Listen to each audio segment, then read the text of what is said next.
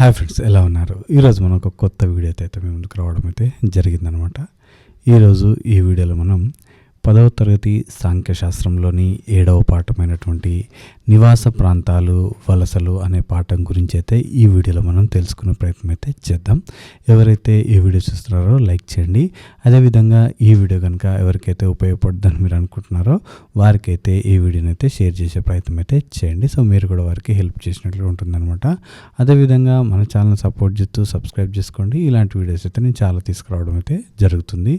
So ఇప్పటి వరకు మనం చేస్తున్నటువంటి టెక్స్ట్ బుక్ రీడింగ్ వీడియోస్ ఎవరైతే చూడలేదో మన ఛానల్లో ప్లేలిస్ట్ క్రియేట్ చేసి పెట్టడం అయితే జరిగింది. 6వ తరగతి, 7వ తరగతి, 8వ తరగతి, 9వ తరగతి, 10వ తరగతి సంబంధించినటువంటి అన్ని క్లాసులు కూడా నేను ప్లేలిస్ట్లో పెట్టడం అయితే జరిగిందనమాట. ఎవరైతే ఇంతవరకు చూడలేదో చూసే ప్రయత్నం అయితే చేయండి. సో మీకు ఏమైనా చూసిన తర్వాత డౌట్స్ ఉంటే కనుక కామెంట్ సెక్షన్లో కామెంట్ చేసే ప్రయత్నం అయితే చేయండి. వాటికైతే నేను రిప్లై అయితే ఇవ్వడం అయితే జరుగుతుందనమాట. సో ఇక ఏమాత్రం ఆలస్యం చేయకుండా మనం వీడియోలోకి వెళ్ళిపోదాం. ఇక్కడ మనం చూసినట్లయితే ఇది 10వ తరగతిలోని 7వ పాఠం సాంఖ్యశాస్త్రం అనమాట. నివాస ప్రాంతాలు వలసలు అనే పాఠం. సో నివాస ప్రాంతం అంటే ఏమిటి? మీరు నివసిస్తున్న ఊరు, పట్టణం లేదా నగరాన్ని ఈ క్రింది చిత్రాలతో పోల్చండి.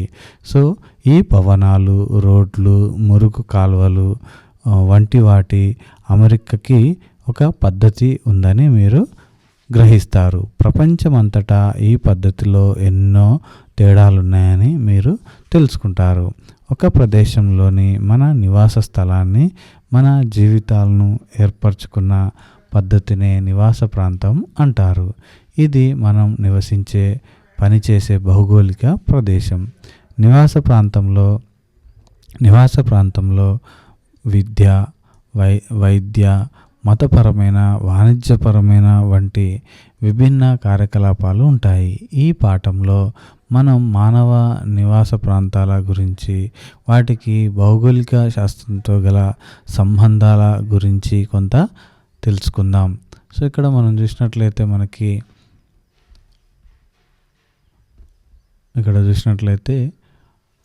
ఇక్కడ ఇవన్నీ హిమాలయాలకు చెందిన చిత్రాలు. మొదటి పాఠంలోని హిమాలయాల చిత్రాలను చూసి వివిధ నివాస ప్రాంతాలు, ఇళ్ల నిర్మాణంలో ఎదుర్కొనే ముప్పులు, భూ వినియోగం, నివాస ప్రాంత రకం వంటి వాటిల్లో తేడాలను పోల్చండి. ఇక్కడ చూసినట్లయితే 25,000 జనాభాకి ఉద్దేశించిన సిమ్లా పట్టణంలో ఇప్పుడు 2 లక్షల మంది ఉంటున్నారు. 2 లక్షల మంది ఉంటున్నారు. ఇక్కడ చూడవచ్చు. ఒకసారి మనం ఆ ఇండ్లు, కట్టడాలు ఏ విధంగా మనకు కనిపిస్తున్నాయో చూడవచ్చు. సో ఇక్కడ హిమాలయాల్లో కొండ చర్యలు విరిగిపడటం, హిమాలయాలు, లడఖ్లోని నుబ్రా లోయలో ఒక గ్రామం అని, మంచు కొండలో కరగడంతో ఏర్పడిన వాగు పక్కన ఈ నివాస ప్రాంతం ఏర్పడింది. ఈ వాగు వేసవిలోనే ప్రవహిస్తుంది. సో ఈ కాలంలోనే వ్యవసాయం సాధ్యమవుతుంది. ఈ ప్రాంతంలో వర్షం అసలు పడదు. కొండలన్నీ చెట్లు లేకుండా బోడిగా ఉంటాయి అని మనకి ఇక్కడ ఇవ్వడం జరిగింది. సో ఇక్కడ మనం చూసినట్లయితే నివాస ప్రాంతాలు ఎలా ఏర్పడ్డాయి. తొలి మానవులు సుమారు 1.8 లక్షల సంవత్సరాల పాటు సేకరణ వేటగాళ్ళుగా గుంపులలో జీవించారు. అప్పుడు వాళ్ళు వ్యవసాయం చేసేవాళ్ళు కాదు. ఆహార లభ్యతలో వచ్చిన మార్పుల వల్ల కొన్ని బృందాలు ఆహార ఉత్పత్తికి, వ్యవసాయానికి పూనుకున్నాయి. దీనితో ఒకే ప్రదేశంలో ఎక్కువ కాలం ఉండటానికి వీలయ్యింది. వ్యవసాయదారులుగా ఒకే ప్రదేశంలో స్థిర నివాసం ఉండటం పెరిగింది. సో ఇక్కడ మనం చూడవచ్చు, మధ్యప్రదేశ్లోని భింబెట్కాలో ఆది మానవులు నివసించిన రాతి గుహ. మరిన్ని వివరాలకు 6వ తరగతిలోని ఆహార సేకరణ వేటగాళ్ళ పాఠం చదవండి అని మనకి ఇక్కడ ఇవ్వడం జరిగింది. ఇది మనకి ఇంపార్టెంట్ బిట్ అవుతుందండి. భింబెట్కా అనేది గుర్తుపెట్టుకునే ప్రయత్నం చేయండి. సో ఇక్కడ మనం చూసినట్లయితే నివాస ప్రాంతాలు ఎందుకు మారుతాయి? సో ఇక్కడ చూసినట్లయితే అనేక కారణాల వల్ల నివాస ప్రాంతాలు మారుతాయి. ఢిల్లీకి సంబంధించిన వివరాలు ఇక్కడ చదవండి అని మనకి ఇవ్వడం జరిగింది. భారతదేశాన్ని పరిపాలించిన అనేక రాజ్యాలకు ఢిల్లీ కేంద్రంగా ఉందని చెప్పవచ్చు. భారతదేశానికి స్వతంత్రం వచ్చినప్పటి నుంచి అది దేశ రాజధానిగా కొనసాగుతూ ఉంది. శతాబ్దాలు గడుస్తున్న క్రమంలో ఉద్యోగాలు, ఉపాధి, విద్యా అవకాశాలు వెతుక్కుంటూ దేశం అన్ని ప్రాంతాల నుంచి పెద్ద సంఖ్యలో ప్రజలు వలస రాసాగారు. దేశ రాజధాని కావటం, పార్లమెంటు, కేంద్ర ప్రభుత్వ కార్యాలయాలు ఉండటం వల్ల అన్ని రాష్ట్రాల ప్రజలు ఇక్కడ నివసిస్తున్నారు. దీని వలన జనాభా 2 రెట్ల కంటే ఎక్కువ పెరిగింది. ప్రతి నగరానికి వివిధ రకాల ప్రాంతాలు రూపొందించడానికి, కేటాయించడానికి సాధారణంగా ఒక మాస్టర్ ప్రణాళిక ఉంటుంది. సో ఏ నగరంలోనైనా నివాస ప్రాంతాలు, మార్కెట్లు, పాఠశాలలు, పారిశ్రామిక ప్రాంతాలు, కార్యాలయ ప్రాంతాలు, ఉద్యానవనాలు, వినోద స్థలాలు వంటివి ఉండాలి.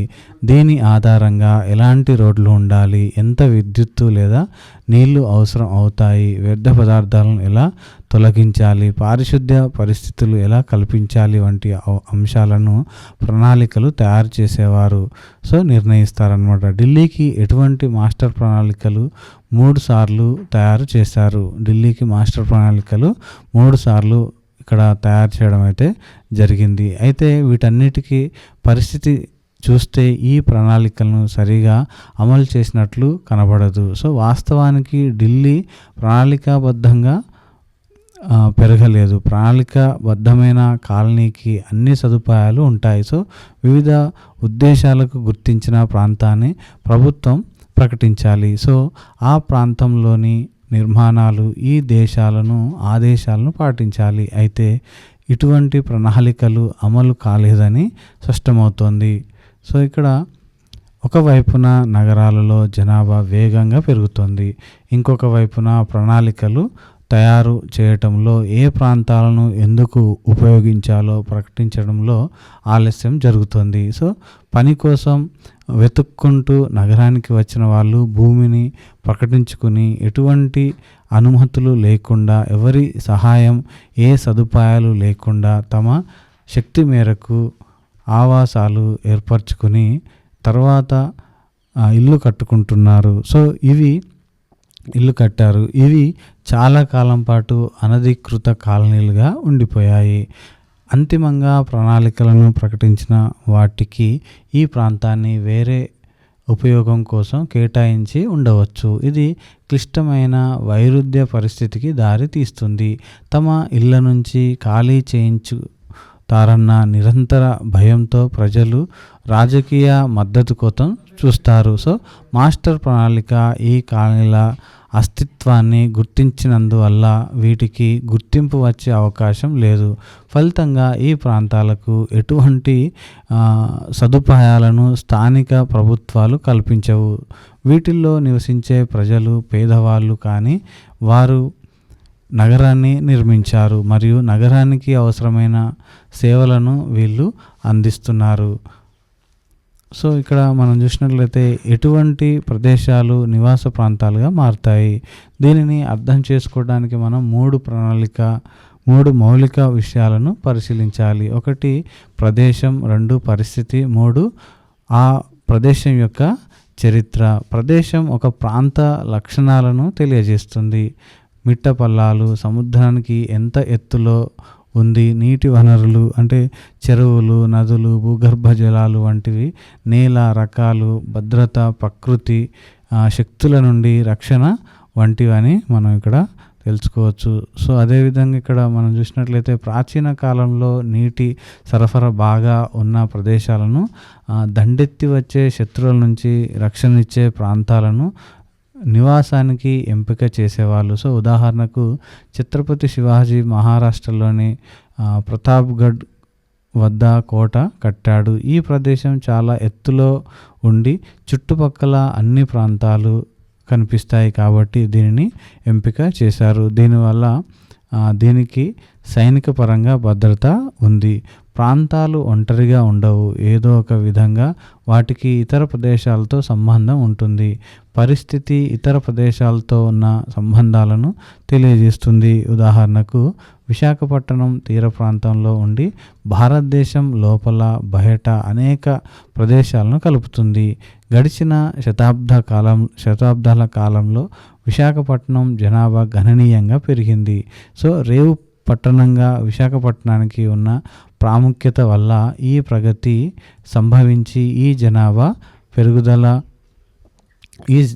పెరుగుదల ఆర్థిక సామాజిక అవకాశాలు పెరగటాన్ని కూడా సూచిస్తుంది. విశాఖపట్నానికి ఒక సుదీర్ఘ చరిత్ర ఉంది. వలస పాలకుల కంటే ముందు అనేక అంశాలు దానికి పరిపాలించాయి. 19వ శతాబ్దంలో ఈ పట్టణాలపై ఆధిపత్యం కోసం బ్రిటిషు, ఫ్రెంచ్ దేశాలు నావికా యుద్ధానికి దిగాయి. సో రేవులు నిర్మించే అవకాశం ఉండటం వల్ల వలస పాలకులు తీర ప్రాంత ప్రదేశాలకు ఎంతో ప్రాముఖ్యతను ఇచ్చాయి. ఈ రేవుల ద్వారా కొల్లగొట్టిన ముడి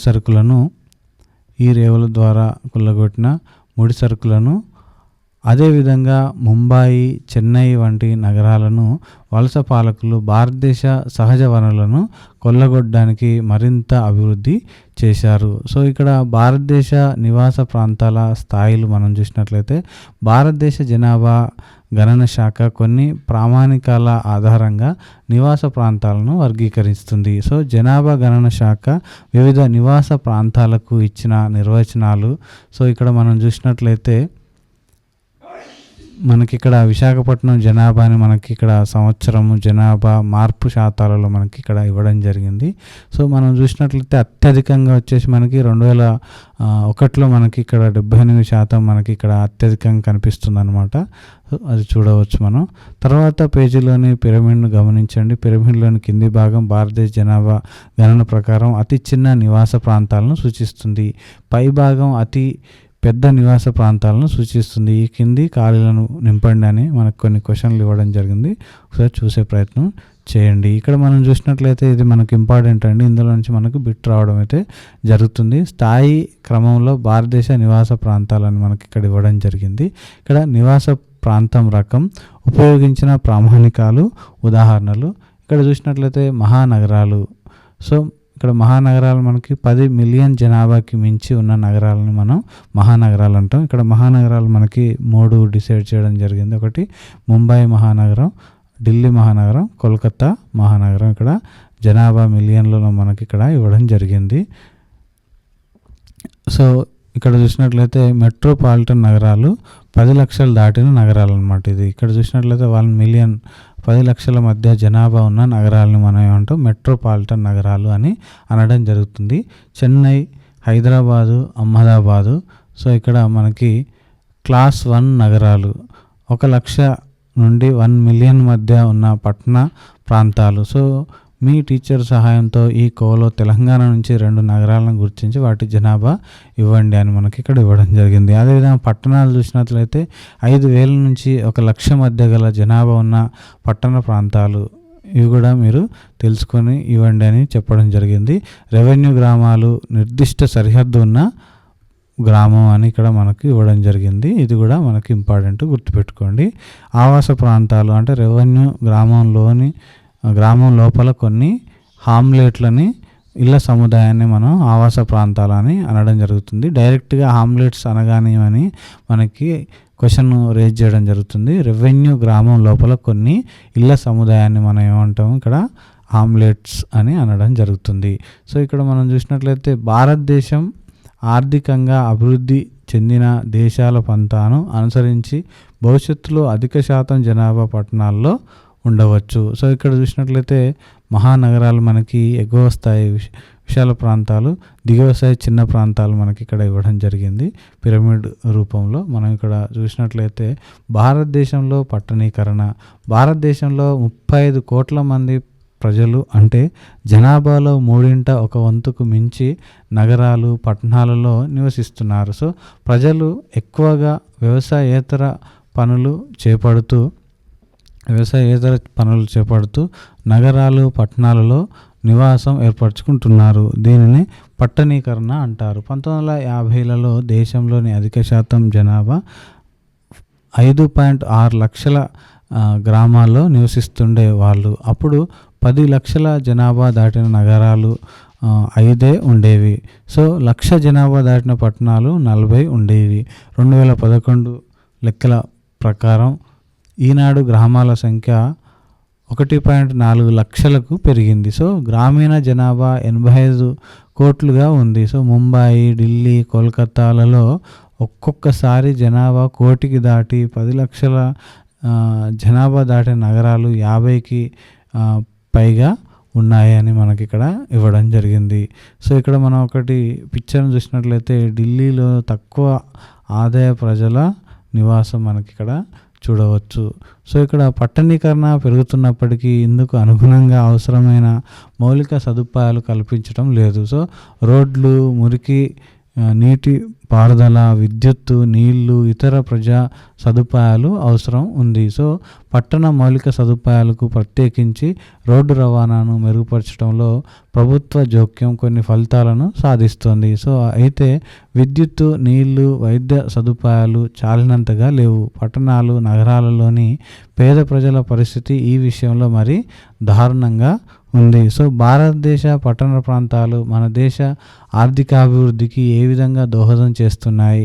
పారిశ్రామిక కార్యకలాపాల కంటే సమాచార సాంకేతిక, ఆర్థిక, బీమా, స్థిరాస్తి వంటి సేవా రంగం కార్యకలాపాలు, రవాణా, నిల్వ, సమాచార ప్రసారాల వంటి సేవల వాటా ఎక్కువగా ఉంది. గత కొన్ని శతాబ్దాలుగా పారిశ్రామిక ఉత్పత్తిలో చెప్పుకోదగ్గ ప్రగతి లేదు. సేవా రంగం కార్యకలాపాల నుండి ఎక్కువ ఉత్పత్తి చేస్తుంది. పట్టణాలు, నగరాల్లో ఉండడం, సో అక్కడికి వలస పోవటం కొంతమందికి వరంగా ఉంది. గ్రామీణ ప్రాంతాలతో పోలిస్తే పట్టణ ప్రాంతాల్లో పేదరిక స్థాయి తక్కువగానే ఉన్నప్పటికీ అధిక ఆదాయం, తక్కువ ఆదాయం గల కుటుంబాల మధ్య వ్యత్యాసం చాలా ఎక్కువగా ఉంది. సో ఈ వ్యత్యాసం పట్టణాలు, నగరాల్లో ఇంకా పెరుగుతుంది. పట్టణ ప్రాంతాలలో ఇతర కులాల వారితో పోలిస్తే షెడ్యూల్డ్ కులాలు, జాతులు, ప్రజల ఆదాయాలు చాలా తక్కువగా ఉన్నాయి. 2009-2010లో షెడ్యూల్ కులాలు, జాతులకు చెందిన పట్టణ ప్రాంత ప్రజలలో పేదరికం 1/6 ఉండగా షెడ్యూల్ కులాలు, జాతుల ప్రజల్లో అది అంతకు రెట్టింపుగా ఉంది. ఈ పేదలలో అధిక శాతం మహానగరాల్లో నివసించకుండా పట్టణాల్లో ఉంటూ అవ్యవస్థీకృత రంగాలలో పని చేస్తున్నారు. సో పట్టణాలు, నగరాల్లోని జనాభా పెరుగుదలలో అధిక భాగం సహజ వృద్ధి వల్ల జరిగింది. సో ఈ పట్టణాల జనాభా కాలక్రమంలో పెరిగింది. చుట్టుపక్కల ఉన్న గ్రామీణ ప్రాంతాలను కలుపుకోవటం వల్ల కొన్ని పట్టణాలు, నగరాలు విస్తరించాయి. జనాభా వృద్ధిలో 1/5 మాత్రమే గ్రామీణ ప్రాంతాల నుంచి పట్టణ ప్రాంతానికి వచ్చిన వలసల వల్ల సంభవించింది అని చెప్పవచ్చు. పట్టణీకరణ సమస్యలు. పట్టణీకరణ పెరగటం అంటే ప్రజల అవకాశాలు పెరగటం, ఆర్థిక కార్యకలాపాలు పెరగటం వంటివి ఒకటే కాదు, దానివల్ల ఎన్నో సమస్యలు కూడా ఉత్పన్నం అవుతాయి. పెరుగుతున్న పట్టణ జనాభాకు గృహ వసతి కావాలి. సో వాళ్లకు నీటి సరఫరా ఉండాలి, మురుగునీరు, ఇతర వ్యర్థ పదార్థాలు తొలగించే విధానం ఉండాలి. వీటన్నింటి వల్ల పర్యావరణంపై ఒత్తిడి పెరుగుతుంది. వాహనాల వినియోగం పెరగటం వల్ల పట్టణాలలో వాయు కాలుష్యం పెరుగుతుంది. సో ఇది ఆరోగ్య సమస్యలకు స్థానికంగా వాతావరణ మార్పులకు దారి తీస్తుంది. సో మురుగునీటి తొలగింపు సరిగా లేకపోతే అది ఎన్నో అంటువ్యాధులకు దారి తీయవచ్చు. పట్టణీకరణ పెరగటంలోని ఒక సమస్య భూమిలో కలిసిపోని లేదా కుళ్ళిపోవటానికి ఎక్కువగా సమయం పట్టే పదార్థాల వినియోగం పెరగటం. దీనివల్ల ఎంతో చెత్తను తొలగించాల్సి ఉంటుంది. ఈ చెత్తని ఎక్కడ వేయాలి? పట్టణ ప్రాంతాలు విస్తరిస్తూ ఉండడంతో వీటిని చెత్తశుద్ధి కర్మాగారాలకు తీసుకెళ్తున్నారు లేదా గ్రామీణ ప్రాంతాలలో పడేస్తున్నారు. ఇక్కడ మనం చూసినట్లయితే విమానాశ్రయ నగరాలు, ఎయిర్పోలిస్. భారతదేశంతో సహా అనేక దేశాల్లో కొత్త రకపు నివాస ప్రాంతాలు ఏర్పడుతున్నాయి. ఈ నివాస ప్రాంతాలు పెద్ద పెద్ద విమానాశ్రయాల చుట్టూ ఏర్పడుతున్నాయి.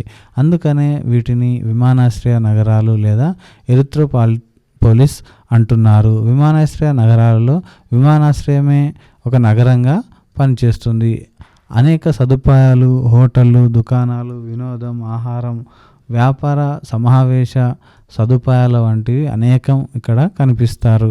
సో ఇతర ప్రాంతాల నుంచి ప్రజలు విమానాలలో వచ్చి తమకు అవసరమైన వాళ్ళతో అక్కడే వ్యవహారాలు పూర్తి చేసుకుని తిరిగి విమానాల్లో వెళ్ళిపోతారు. ట్రాఫిక్ వంటి సమస్యలు ఏమీ లేకుండా నగరంలోని సదుపాయాలు అన్నింటినీ పొందుతారు.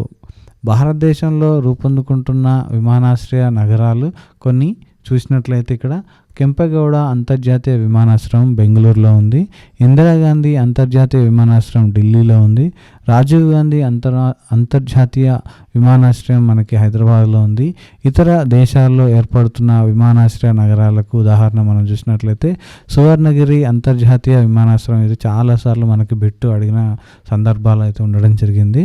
ఇది వచ్చేసి మనకి బ్యాంకాక్ థాయిలాండ్లో ఉండడం జరిగింది. దుబాయ్ అంతర్జాతీయ విమానాశ్రయం మనకి దుబాయ్ యుఏఈలో ఉంది. కైరో అంతర్జాతీయ విమానాశ్రయం వచ్చి కైరో ఈజిప్ట్లో ఉంది. లండన్ హిత్రూ విమానాశ్రయం వచ్చేసి లండన్ యూకేలో ఉండడం జరిగింది. భారతదేశంలో ఒక నివాస ప్రాంతం పెరగడానికి ఆ ప్రాంత చరిత్ర, భౌగోళిక పరిస్థితులు ఒక కారణమైతే ప్రజలు వలసలు వెళ్ళడం కూడా ఆ ప్రాంత పట్టణ విస్తీర్ణం పెరగడానికి మరొక కారణం అవుతుంది. సో ఇక్కడ మనం చూసినట్లయితే వలసలు కనుక మనం చూసినట్లయితే ప్రజలు విద్య, ఉపాధి, మెరుగైన అవకాశాల కోసం వివిధ ఆర్థిక, సామాజిక, రాజకీయ కారణాల వల్ల ఇతర ప్రాంతాలకు వెళ్ళటాన్ని మనం ఏమంటామంటే వలస అని అనడం జరుగుతుంది. సో వలసకు సంబంధించినటువంటి ఇక్కడ మనం చూసినట్లయితే భారతదేశంలో 2011 జనాభా లెక్కల ప్రకారం 30.7 కోట్ల మంది వలస వెళ్ళారు. అనేక మరణాల వల్ల వలసలు జరగవచ్చు. ఆడవాళ్ళలో వలస వెళ్ళడానికి వివాహం ప్రధాన కారణం కాగా ఇది మనకి ఇంపార్టెంట్ బిట్ అండి. ఆడవాళ్ళు వలస ఎందుకు వెళ్తారు అనేది బిట్ అవుతుంది. అది వివాహం వల్ల వాళ్ళు వలస వెళ్ళడం జరుగుతుంది. కాగా మగవాళ్ళలో ఉపాధి కోసం అన్వేషణ ప్రధాన కారణం. ఉన్న ఊరిలోని ఉపాధి అవకాశాలకై అసంతృప్తి, విద్యకు మెరుగైన అవకాశాలు, వ్యాపారంలో నష్టాలు, కుటుంబ తగాదాలు వంటివి జనగణన సర్వేలో ప్రజలు వలసకు కారణంగా పేర్కొన్నారు. సో ఇక్కడ కాలానుగుణ తాత్కాలిక వలస. జాతీయ జనాభా గణన ప్రకారం భారతదేశంలో ప్రతి 4వ వ్యక్తి వలస వచ్చిన వాళ్ళే. 2001 నుంచి 2011లో వలస పెరిగింది, కానీ 1980ల కాలంలో పెరిగినంతగా కాదు. వలసలు రాష్ట్రం లోపల ఉండవచ్చు, మరొక రాష్ట్రానికి అయి ఉండవచ్చు. గ్రామీణ ప్రాంతం నుంచి పట్టణ ప్రాంతానికి ఉండవచ్చు. అయితే గ్రామీణ ప్రాంతాల నుంచి గ్రామీణ ప్రాంతాలకు వలస కూడా పెరుగుతుంది. ఇలా వెళ్ళే వలసలు సాధారణంగా 6 నెలలలోపు ఉంటాయి. కాబట్టి దీనిని జనాభా గణాంకాలు ప్రతిబింబించకపోవచ్చు. సో జాతీయ సర్వేలో వలస వెళ్ళిన వ్యక్తి అనేక పదానికి ఉన్న నిర్వచన సమితి వల్ల తాత్కాలికంగా వలస వెళ్ళే వాళ్ళ సంఖ్య తక్కువగా చూపించబడుతోంది.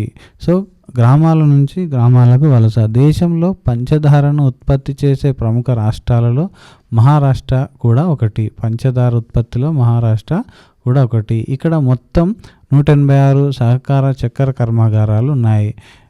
కోయినా ఆనకట్ట కట్టిన తర్వాత 1970 దశాబ్ద ఆరంభం నుంచి ఇక్కడ పెద్ద ఎత్తున చెరకు సాగు చేయడం మొదలుపెట్టారు. సో ఒక అంచనా ప్రకారం ప్రతి సంవత్సరం చెరకు నరకటానికి మధ్య మహారాష్ట్ర నుంచి పశ్చిమ మహారాష్ట్రకు మనకి కూలీలు వలస వెళ్తారు. సో దీంట్లో పాఠశాల వయసు అయిన 6 నుంచి 14 సంవత్సరాల పిల్లలు 2 లక్షలకు పై దాకా ఉంటారు. సో తమ కుటుంబాలతో పాటు వీళ్ళు కూడా వలస వస్తారు. చెరుకు నరికివేత కొరకు వలస వచ్చిన వాళ్ళు ఫ్యాక్టరీలు కేటాయించిన ఖాళీ ప్రదేశాలలో నివసిస్తారు. ఇవి చేలకు దగ్గరగా ఉంటాయి. ప్రతి కుటుంబానికి కొన్ని వెదురు బొంగులు, వెదురు తడికలు ఇస్తారు. వీటితో వాళ్ళు చిన్న గుడిసె వేసుకుంటారు. సో గ్రామీణ ప్రాంత కార్మికులలో అధిక శాతం తక్కువ కాలానికి, ప్రత్యేకించి గ్రామీణ ప్రాంతంలోని సంక్షోభ పరిస్థితుల వల్ల వలస వెళ్తారు. వీళ్ళు ప్రధానంగా వ్యవసాయ కూలీలు, సన్నకారు రైతులు, తక్కువ ఆదాయం గల వాళ్ళు, దళితులు, ఆదివాసీలు. గ్రామీణ కార్మికులపై జాతీయ కమిషన్ 1990లలో ఇచ్చిన నివేదికల్లో అసమాన అభివృద్ధి ప్రాంతాల మధ్య అసమానతలు కాలానుగుణ వలసలకు కారణమని పేర్కొంది. కొన్ని గిరిజన ప్రాంతాలలో బయటి వాళ్ళు రావటం, ఆనకట్టలు కట్టడం, గనుల తవ్వకం వలన ప్రజలు నిర్వాసితులు కావటం వల్ల తాత్కాలికంగా తప్పనిసరిగా వలస వెళ్లాల్సిన పరిస్థితి ఏర్పడింది. వ్యవసాయ రంగంలో వలస వెళ్ళే వాళ్ళ గ్రామాలకు రైతులు వెళ్ళి ఒప్పందాలు కుదుర్చుకుంటారు. సో అదే కులానికి, వర్గానికి లేదా ప్రాంతానికి చెందిన గుత్తేదారులను వీళ్ళని ఏజెంట్లని కూడా అంటారు. సో వ్యాపారస్తులను ఢిల్లీలోని గనుల యజమానులు, కర్ణాటకలోని కాఫీ తోటల యజమానులు వలస కార్మికులతో ఒప్పందాలు కుదుర్చుకోవడానికి ఉపయోగించుకుంటారు. సో ఇక్కడ మనం చూసినట్లయితే ఇతరులు వచ్చి 18%, షెడ్యూల్ కులాలు వచ్చి 19%, షెడ్యూల్ తెగలు వచ్చి 23%, వెనుకబడి తరగతులు వచ్చి మనకి 40% అనేది ఇక్కడ మనకి చూపించడం జరుగుతుంది. పంజాబ్లో వలస వచ్చిన కూలీల ద్వారా ఇతరులను కూడా పనులకు పిలిపించుకుంటారు. దీనికి యజమానుల నుంచి గుత్తేదారులకు కొంత ప్రతిఫలం అందడమే కాకుండా వలస కూలీలకు వచ్చే దాంట్లో నుంచి కొంత తీసుకుంటారు. కొన్ని సందర్భాల్లో గుత్తేదారులు పర్యవేక్షకులుగా పనిచేస్తారు. ఇక్కడ చూసినట్లయితే 2007-2008లో భారతదేశంలో స్వల్పకాల వనరుల వలసదారుల సామాజిక నేపథ్యం ఈ విధంగా ఉందని మనకు చార్ట్లో ఇవ్వడం జరిగింది. సో ఇక్కడ చూసినట్లయితే గ్రామీణ ప్రాంతాల నుంచి పట్టణాలకు వలస. గ్రామీణ ప్రాంతాలలో తగినన్ని ఉపాధి అవకాశాలు లేనందున, గ్రామీణ ఉపాధిలో తగినంత ఆదాయం లేనందున ప్రజలు ప్రధానంగా గ్రామీణ ప్రాంతాల నుంచి పట్టణ ప్రాంతాలకు వలస వెళ్తున్నారు. కుటుంబ సభ్యులకు మరిన్ని అవకాశాలు, అధిక ఆదాయాలు, మెరుగైన సేవలు ఉంటాయన్న ఆశతో ప్రజలు వలస వెళుతారు. కానీ పట్టణాలకు వలస వెళ్ళే వాళ్ళలో చాలామంది కూలీలుగా పని చేయాల్సి వస్తుంది. అది అవ్యవస్థీకృత రంగంలో ఉపాధి వెతుక్కోవాల్సి ఉంటుంది. సో వాళ్ళు బజార్లో తిరుగుతూ సరుకులు అమ్ముతుండవచ్చు. పెయింటర్లు, మరమ్మతులు చేసేవాళ్ళు, రిక్షా తోలేవాళ్ళు, భవన నిర్మాణ కార్మికులు కావచ్చు. ఆదాయం పెంచుకోవడానికి, కుటుంబ అవకాశాలు మెరుగుపరచుకోవడానికి గ్రామీణ ప్రాంతాల నుంచి పట్టణాలు, నగరాలలో పరిశ్రమలు, సేవా రంగాలలో పనిచేయడానికి వలస వెళ్ళటం కొంతమంది సహజమైనదిగా పరిగణిస్తారు. ఈ ప్రక్రియలో వాళ్లకు చదువుకోవటానికి, కొత్త ఉద్యోగాలు చేయడానికి, కొత్త నైపుణ్యాలను నేర్చుకోవటానికి అవకాశాలు లభిస్తాయి. అంతేకాకుండా లింగ, కుల ఆధారిత వివక్షత పట్టణ ప్రాంతాల్లో తక్కువగా ఉండి వాళ్ళకు అధిక స్వేచ్ఛ లభిస్తుంది. సో అయితే చాలామంది గ్రామీణ ప్రాంతాలలో చాలినంత ఉపాధి దొరకక తప్పనిసరి అయి పట్టణాలకు వలస వెళుతారు. సో ఇక్కడ మనం చూసినట్లయితే ఇటువంటి ప్రజలకు పట్టణాలు, నగరాల్లోని మురికివాడలలో తగినంత చోటు లేక, తాగునీరు, పారిశుద్ధ్యం వంటి మౌలిక సదుపాయాలు లేక పరిస్థితి మరీ దారుణంగా ఉంటుంది. ఇటువంటి వాళ్లకు వ్యవస్థీకృత రంగంలో పని దొరకడం కష్టం. సో కాబట్టి వీళ్ళు ఆశించిన ఉద్యోగ భద్రత ఉండదు, మెరుగైన ఆదాయం ఉండదు. వాళ్ళు రోజు కూలీలుగా బతుకులు ఈడుస్తుంటారు. చాలామందికి తమ స్వగ్రామంలోనూ, వలస వెళ్ళిన ప్రాంతంలోనూ ఇల్లు ఉంటాయి. వివిధ కాలాల్లో పనిని బట్టి వాళ్ళు ఈ రెండు ప్రదేశాల మధ్య తిరుగుతుంటారు. వలస వెళ్ళారంటే మొత్తం కుటుంబ వలస వెళ్ళాలని లేదు. సో ఇక్కడ సాధారణంగా భార్య గ్రామీణ ప్రాంతాల్లో ఉండిపోతుంది. తమ విద్య నైపుణ్యతలను బట్టి పట్టణాలకు వలస వచ్చిన వాళ్ళు ఉపాధికి రకరకాల పద్ధతులు ఉపయోగిస్తుంటారు. పట్టణాలలో ఉద్యోగాలు దొరకటానికి పరిచయాలు, సంబంధాలు చాలా కీలకమైనవి. సో ఇది కూడా మనకి బిట్టు చూసుకోండి. అంటే ఇక్కడ వలస వెళ్ళిన వాళ్ళకి ముఖ్యంగా కావాల్సింది పరిచయాలు అనేది కావాల్సి ఉంటుంది అనేది మనకి ఇక్కడ బిట్ అవుతుంది. ఒక్కొక్కసారి తమ పరిచయాలు, సంబంధాల ద్వారా ముందుగా ఉద్యోగం సాధించిన తర్వాతే గ్రామీణ ప్రాంతాల ప్రజలు పట్టణానికి వస్తారు. సో ఇది అన్నమాట, గుర్తుపెట్టుకోండి. అనేక కారణాల వల్ల వాళ్ళు తమ గ్రామీణ ప్రాంతాలతో సన్నిహిత సంబంధాలు పెట్టుకుంటారు. వలస వెళ్ళిన వాళ్ళు పట్టణ అవకాశాలను గ్రామీణ ప్రాంతాలకు బదిలీ చేస్తుంటారు. దీనివల్ల వలస వెళ్ళాలనుకుంటున్న వాళ్ళు గ్రామీణ ప్రాంతాల్లోనే ఉద్యోగాల కోసం అన్వేషించవచ్చు. అనేక సందర్భాలలో అనేక కుటుంబాలకు వలస అనేది వాళ్ళ మనుగడను ఎంచుకునే విధానం అవుతుంది. సో అంతర్జాతీయ వలసలు ఐక్యరాజ్య సమితి అభివృద్ధి కార్యక్రమం ప్రకారం 20 కోట్ల అంతర్జాతీయ వలస వ్యక్తులలో 7 కోట్ల కంటే తక్కువ మంది ఒక అభివృద్ధి చెందుతున్న దేశం నుంచి మరొక అభివృద్ధి చెందుతున్న దేశానికి వలస వెళ్తున్నారు. భారతదేశం నుంచి అంతర్జాతీయ వలసలు 2 రకాలు.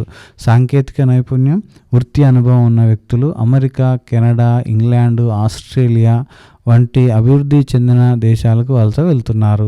ఐటీ నిపుణులు, డాక్టర్లు, మేనేజ్మెంట్ నిపుణులు ఈ రకానికి ఉదాహరణలు. సో ఇక్కడ 1950లు 1960లలో కెనడా, ఇంగ్లాండ్కు వలస వెళ్ళిన భారతీయులలో ఎక్కువ మంది నైపుణ్యం లేని వాళ్ళు కాగా తర్వాతి సంవత్సరాల్లో ఎక్కువ వృత్తి నైపుణులు దేశాలను వెళ్తున్నారు. ఇటీవల కాలంలో భారతదేశ వృత్తి నిపుణులు జర్మనీ, నార్వే, జపాన్, మలేషియా వంటి దేశాలకు కూడా వలస వెళ్తున్నారు. సో ఇక్కడ 1950లలో అభివృద్ధి చెందిన దేశాలకు సంవత్సరానికి 10,000 మంది వలస వెళ్ళగా 1990లలో ఈ సంఖ్య 60కి పెరిగింది. సో రెండవ రకం వలసలు చమురు ఎగుమతి చేస్తున్న పశ్చిమ ఆసియా దేశాలకు తాత్కాలిక ఒప్పందాలపై వలస వెళ్తున్న నైపుణ్యం లేని కొంత నైపుణ్యం ఉన్న పనివాళ్ళు. వలస వెళ్ళిన దేశాలోని పరిస్థితిని బట్టి కొంతకాలం తర్వాత ఇలా వలస వెళ్ళిన వాళ్ళంతా తిరిగి వస్తారు. భారతదేశం నుంచి పశ్చిమాసియాకి వెళ్తున్న 30 లక్షల వలస వ్యక్తులలో ఎక్కువ మంది సౌదీ అరేబియాకి, యుఏఈ, యునైటెడ్ అరబ్ ఎమిరేట్స్కి వెళ్తున్నారు. సో ఇక్కడ మనం చూసినట్లయితే ప్రతి సంవత్సరం పశ్చిమాసియాకి 3 లక్షల కార్మికులు వలస వెళ్తున్నారు. సో పశ్చిమాసియాకి వలస వెళ్తున్న కార్మికులలో 5 కేరళ, తమిళనాడు, ఆంధ్రప్రదేశ్ మరియు తెలంగాణ. సో ఇది కూడా మనకి బిట్ అండి. ఏ రాష్ట్రాల నుంచి ఎక్కువ వలస వెళ్తున్నారు అనేది మనకి ఇక్కడ బిట్ అవుతుంది. రాష్ట్రాలకు చెందిన వారు ఈ వలస కార్మికులలో అధిక శాతం భవన నిర్మాణం, మరమ్మతుల నిర్వహణ, సేవలు, రవాణా, టెలికమ్యూనికేషన్ రంగాల్లో పనిచేస్తున్నారు. ప్రజలు వలస వెళ్ళినప్పుడు ఏమవుతుంది? వలస వెళ్ళిన వారు ఎవరైతే నైపుణ్యం లేనివారు మరియు కాయ కష్టం చేసేవారు తరచుగా కష్టం ఎదుర్కొంటారు. సో వలస వెళ్ళిన చోట చౌకధర దుకాణాల ద్వారా ఆహార ధాన్యాలు పొందలేకపోవడం వలన వారు ఎక్కువ వ్యయం ఆహార ధాన్యాల కొరకు ఖర్చు చేస్తారు. వలస వెళ్ళిన ప్రదేశంలో ఆ కార్మికులకు చౌక ధరల దుకాణాల నుంచి సరుకులు దొరకవు కాబట్టి వాళ్ళు ఆహార ధాన్యాలపై ఎక్కువ ఖర్చు చేయాల్సి ఉంటుంది. సో చాలా తీవ్రమైన పరిస్థితులలోనూ పారిశుద్ధ్యం లేని వాతావరణంలోనూ నివసించాల్సి రావటం వల్ల వాళ్ళు అనేక అనారోగ్యాలకు, రోగాలకు గురవుతారు. గనులు, ఇటుక, బట్టీలు, నిర్మాణ పనులలో పని వల్ల వాళ్ళు ఒళ్ళు నొప్పులు, వడదెబ్బ, చర్మ వ్యాధులు, ఊపిరితిత్తుల వ్యాధులకు లోనవుతారు. యజమానులు సరైన భద్రతా చర్యలు తీసుకోకపోవటం వల్ల పారిశ్రామిక ప్రదేశాలు, భవన నిర్మాణ ప్రదేశాలలో ప్రమాదాలు తరచూ సంభవిస్తూ ఉంటాయి. వలస కార్మికులు సంఘటిత రంగంలో లేనందువల్ల వాళ్లకు వివిధ ఆరోగ్య, కుటుంబ సంరక్షణ కార్యక్రమాలు అందటం లేదు. సో వలస వచ్చిన మహిళా కూలీలకు ప్రసూతి సెలవులు ఉండవు. అంటే ప్రసవించిన కొద్ది రోజులకే వాళ్ళు తిరిగి పనిలోకి వెళ్ళవలసి ఉంటుంది. కుటుంబాలు వలస వెళ్ళినప్పుడు తల్లిదండ్రులతో పాటు వెళ్ళే చిన్న పిల్లలకు శిశు సంక్షేమ కేంద్రాలు ఉండవు. పెద్ద పిల్లలు కొత్త ప్రదేశంలో చదువు కొనసాగించే వీలు ఉండదు. సో వాళ్ళు స్వగ్రామాలకు తిరిగి వెళ్ళినప్పుడు అక్కడి పాఠశాలలు కూడా వాళ్ళని మళ్ళీ చేర్చుకోవు. చివరికి వాళ్ళు బడికి వెళ్ళడం మానేస్తారు. కుటుంబంలో కేవలం మగవాళ్ళే వలసకి వెళ్ళినప్పుడు కుటుంబ బాధ్యతలు, వృద్ధులు, సంరక్షణ భారం అంతా ఆడవాళ్ళ మీద పడుతుంది. సో ఇక్కడ మనం చూసినట్లయితే వలస వెళ్ళిన వాళ్ళ మీద కూడా వలస ప్రభావం చాలా తీవ్రంగా ఉంటుంది. భిన్నమైన వాతావరణం ఉండాల్సి రావటం, దానివల్ల కలిగే ఒత్తిడి, ఆహార మార్పు, సామాజిక వాతావరణం వల్ల వలస వెళ్ళిన వాళ్ళు తీవ్రంగా ప్రభావితం అవుతారు. వలస కాలం బట్టి ఈ ఒత్తిడి తీవ్రత ఉంటుంది. వలస వెళ్ళే వాళ్ళల్లో చాలామంది, ప్రత్యేకించి దీర్ఘకాలం వలస వెళ్ళే వాళ్ళు ఊరిలో ఉన్న తమ కుటుంబాలకు డబ్బులు పంపిస్తారు. భారతదేశంలోని కొన్ని ప్రాంతాలలో 1/3 కుటుంబాలు వలస సభ్యులు పంపించే డబ్బుపై ఆధారపడి ఉన్నాయి. కాలానుగుణంగా వలస వెళ్ళే వాళ్ళల్లో చాలామంది ఇంటికి డబ్బు పంపిస్తారు. సో ఇక్కడ లేదా మిగుల్చుకున్న డబ్బు తమతో తీసుకెళ్తారు. వలస వెళ్ళడం వల్ల ఆస్తులు అమ్ముకోకుండా అప్పులు తీర్చడానికి ఇతర కార్యక్రమాలు డబ్బు సమకూరుతుంది. వలస వెళ్ళిన కుటుంబాలు ఇల్లు, భూమి, వ్యవసాయ పరికరాలు, వినియోగ వస్తువులు కొనటం సాధారణంగా చూస్తూ ఉంటాం. వలస వెళ్ళిన వాళ్ళల్లో కొంతమంది వలస వెళ్ళిన ప్రదేశంలో ఉద్యోగం పొందవచ్చు. అవసరమైన నైపుణ్యాలు అక్కడ పెంపొందించుకోవచ్చు. మంచి ఉద్యోగాల గురించి తెలుసుకొని క్రమం తప్పకుండా లేదా శాశ్వతంగా వలస వెళ్ళవచ్చు. సో ఇక్కడ అంతర్జాతీయ వలసల పర్యవేక్షణ. భారత దేశీయులు విదేశాలకు వలస వెళ్ళి పనిచేయటాన్ని వలస చట్టం 1983 అన్న భారతదేశ చట్టం పర్యవేక్షిస్తుంది.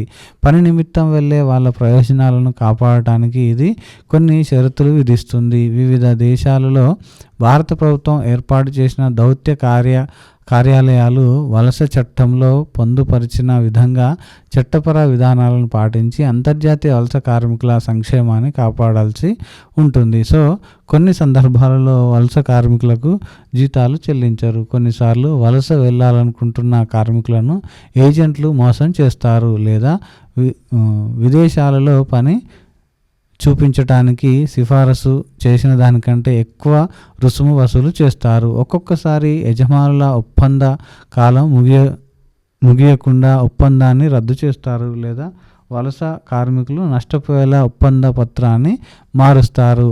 ఇస్తామన్న దానికంటే తక్కువ జీతం ఇస్తారు. ఇతర ప్రయోజనాలు, ప్రోత్సాహకాలను నిలిపివేస్తారు. వాళ్ళు తరచూ కార్మికులతో బలవంతంగా అదనపు గంటలు పని చేయించుకుని అందుకు అదనపు వేతనం చెల్లించరు. కార్మికులను వాళ్ళ పాస్పోర్ట్ వాళ్ళ దగ్గర ఉంచుకొనివ్వరు. ఉద్యోగం పొందుతున్న భయంతో భారత వలస కార్మికులు అరుదుగా తప్పించి తమ విదేశీ యజమానులపై ఫిర్యాదులు నమోదు చేయరు అని మనం ఇక్కడ చూడడం జరుగుతుంది. సో ఇక్కడ చూసినట్లయితే వలస వ్యక్తులు రాకుండా అంతర్జాతీయ సహజాలను కాపాడుకుంటారు. ఇక్కడ కొన్ని ఉదాహరణలు చూద్దాం.